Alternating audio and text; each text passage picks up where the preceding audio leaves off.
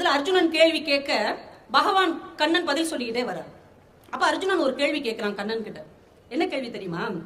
கண்ணா, உலகத்திலேயே எதிர்க்க முடியாதது என்ன?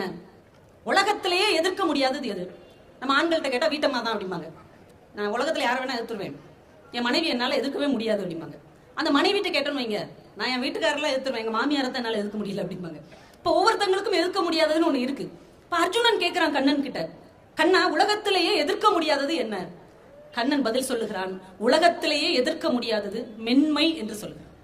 நீங்கள் வன்மையை வென்று விடலாம், ஆனால் மென்மையை ஒருபோதும் வெல்லவே முடியாது. அதற்கு அவன் உதாரணமாக சொல்லுவதாக அந்த அறிஞர் எழுதுகிறார்.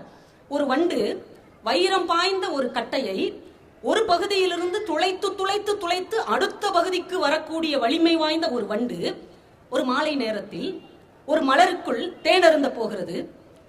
இரவு வருகின்ற நேரத்தில் அந்த மலர் மூடி விடுகிறது. அந்த மலர் மூடிய பிறகு உள்ளே மாட்டிக்கொள்ளுகிற வண்டு அந்த மலரின் மெல்லிய இதழ்களை கிழிக்க முடியாமல் உள்ளேயே புழுங்கி செத்து விடுகிறது. வலிமையான கட்டையை பாய்ந்து பாய்ச்சி துளைத்து வெளியேறி வருகிற வண்டு ஒரு பூவின் இதழை வெல்ல முடியவில்லை என்றால் கடினத்தை நீங்கள் எதிர்த்து விடலாம், மென்மையை ஒருபோதும் எதிர்க்கவே முடியாது என்பதுதான் மிகப்பெரிய மானுட தத்துவம். ஒரு வாழை வச்சு ஒரு மரத்தை வெட்டி விடலாம், ஒரு பஞ்சின் ஒரு துளியை வெட்ட முடியுமா? முடியாது. அதனால் அர்ஜுனா, நட்பு மென்மையானது, உறவுகள் மென்மையானது, காதல் மென்மையானது, அதை எதிர்க்க முடியாது என்று கண்ணன் சொல்வதாக முடியும்.